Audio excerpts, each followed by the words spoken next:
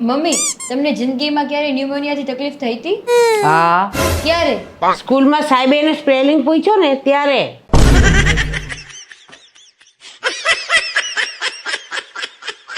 ગલુ, હવે શિયાળો આવી ગયો ને, તું ના માટે રોજ સિક્કો ઉછાળીશ. પછી શું કરશો? જો બાગા આવશે ને તો નહીં નવું, અને કાંટા આવશે ને તો સિક્કો ફરીથી ઉછાળીશ.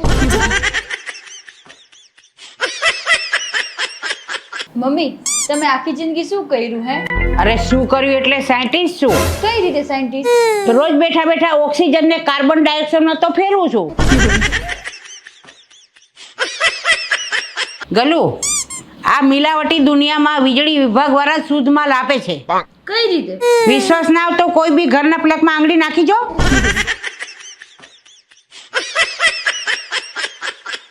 એ ગલુ, મારું બેલેન્સ ચેક કરતો. ના રે ના, જરાય બેલેન્સ નથી હવે તમારામાં તો.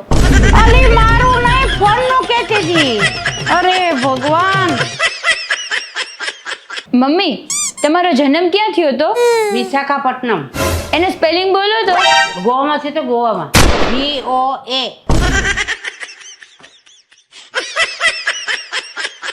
અરે ગલુ શું કરે છે? મચ્છર મારું છું.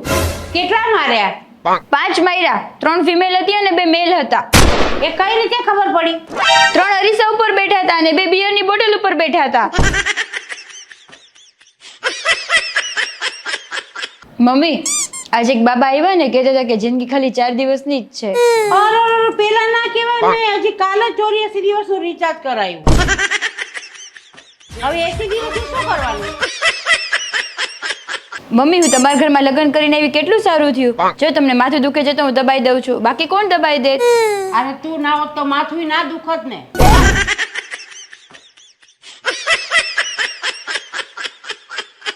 મને કે કાંટાવાળા રસ્તામાં તમને કોણ સાથ આપે?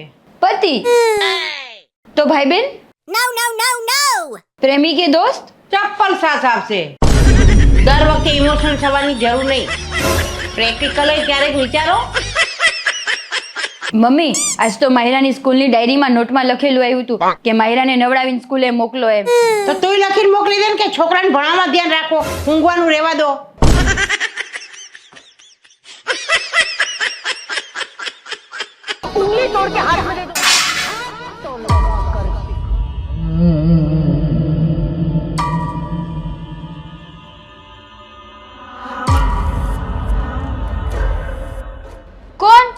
કોણ છે ત્યાં?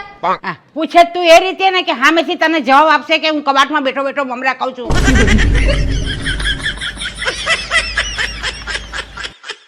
અલી આ શાકમાં મીઠું કેમ નથી નાખ્યું?